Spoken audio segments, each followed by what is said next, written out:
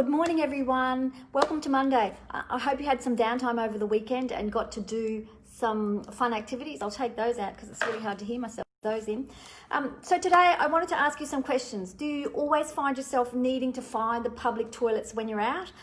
Do you eat and then have to rush to the bathroom with some real urgency? Have you forgotten the last time that you went to the bathroom for a poo, or you go to the bathroom and sit for ages and nothing is forthcoming? So if you resonate with any of these topics this morning, this is what I'm going to talk about today. This is for you. And for everybody else, it's worthwhile you listening so you can figure out some things too. For those who don't know me, I'm Anne Sinclair and I'm the Digestive Detective.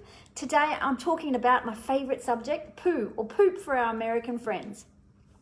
So let's start by saying I see lots of people and they cannot tell me about the specifics of their bowel movements, you know, because they don't ever look back. So please pay attention to the things I talk about today to see if you have the perfect poo. It's really an investment in your health, this. So to start off, I'll tell you what is poo. So poo is 75% water. It consists of living and dead gut bacteria and viruses, old intestine linings, breakdown of any medications that have gone through our systems, breakdown of our hormones, old cells, undigested fats and bile, essentially. So you can see why it's important to get this waste out of our body.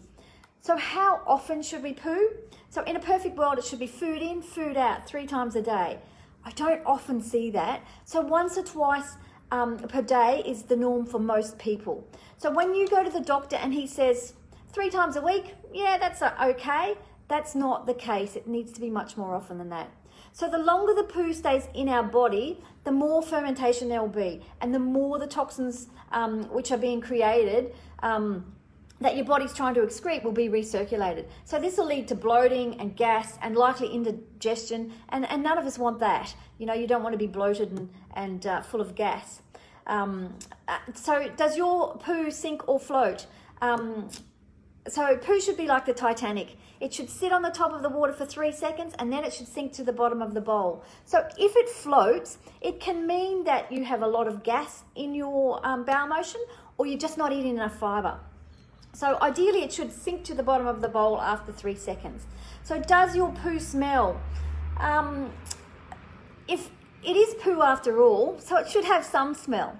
However, it shouldn't be an offensive smell. It should be a really natural smell. Sometimes, depending if you have a curry, it might be more smelly than not. So if somebody can't come into the bathroom after you without complaining of spraying or having to spray that noxious air freshener, there is something going on for you. It's worth getting that checked out. How quickly should a poo happen? So it should happen with no straining, no mucus, and no pain.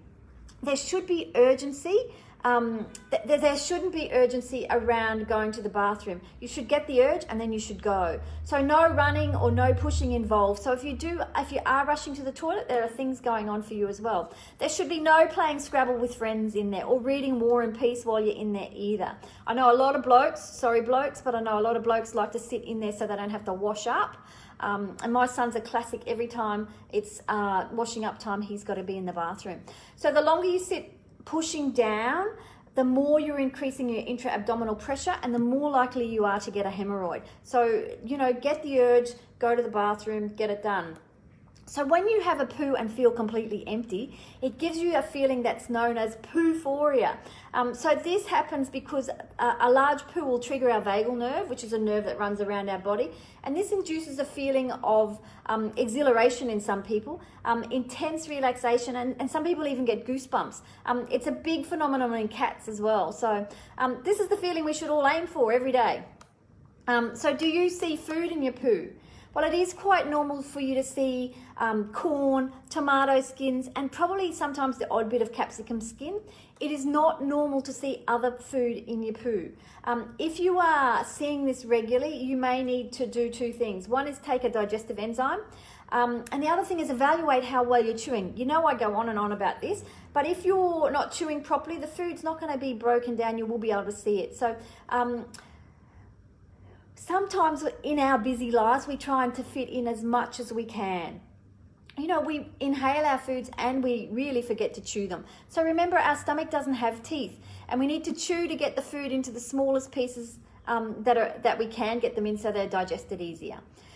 So how's the cleanup for the poo? So the perfect poo really doesn't even need toilet paper. You should be able to wipe, and the toilet paper should really be clean. When it's sticky and you don't feel clean, you know there's something not as good as it should be going on.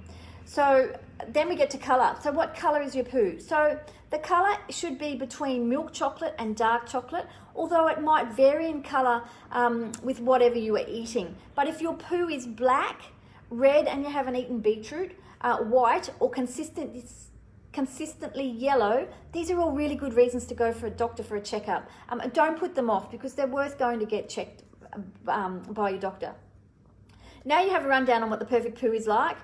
I urge you to look at your own poo and make sure it's falling into this perfect poo category. Spend the time to check out your poo. It really isn't that gross. And you only need to do it for a minute. It's an indicator of some things that could be off in your health. And if you don't hit the targets for each group I've talked about, then I invite you to check out my Perfect Poo program that's coming out. And there's a link actually that I've put into this talk, and it's the quiz. There's a quiz, so you can take the quiz and check out where you fall in the perfect poo scale. So take the quiz, and then right at the bottom here where you fall. Are you in the perfect poo category or the not so perfect poo category? So I will see you tomorrow. I look forward to chatting to you about Transformation Tuesday, and I'll see you then. Thanks so much. Have a fantastic day, everyone.